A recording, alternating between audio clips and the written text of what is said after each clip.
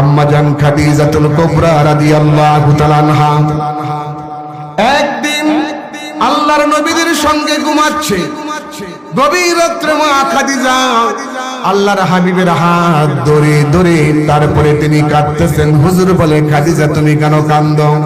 হযরতে খাদিজা বলতেছেন, ইয়া রাসূলুল্লাহ, আমি যখন ঘুমাতে যাই, ঘুমের দোয়া যখন করি, আল্লাহুম্মা বিইসমিকা আমুতু ওয়া আহইয়া, এই ঘুমের দোয়া যখন পড়ি আমার তখন কবরের কথা মনে পড়ে যায়।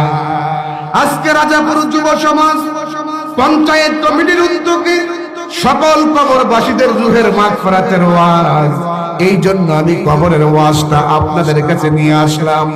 আম্মা জান খাদিজা বলছেন, ইয়া রাসূলুল্লাহ, আমি যখন আল্লাহুম্মা বিইসমিকা আমুতু ওয়া আহইয়া এই দোয়াটা যখন পড়ে ঘুমিয়ে যাই, আমার তখন কবরের কথা মনে পড়ে যায়।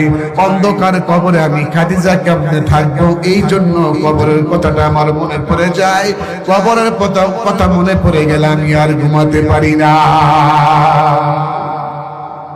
আল্লাহর হাবিব থেকে বললেন, এ খাদিজা, তুমি কাঁদবে আর আমি রাসূল বরদাস্ত করব, তা হতে পারে না। তোমার কান্না তুমি বন্ধ করো।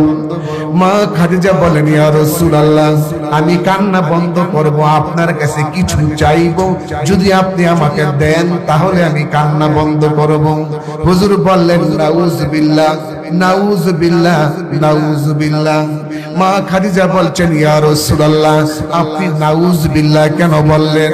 আল্লাহর হাবিব বললেন, আল্লাহ ছাড়া কারো কাছে কিছু চাওয়া যাবে না।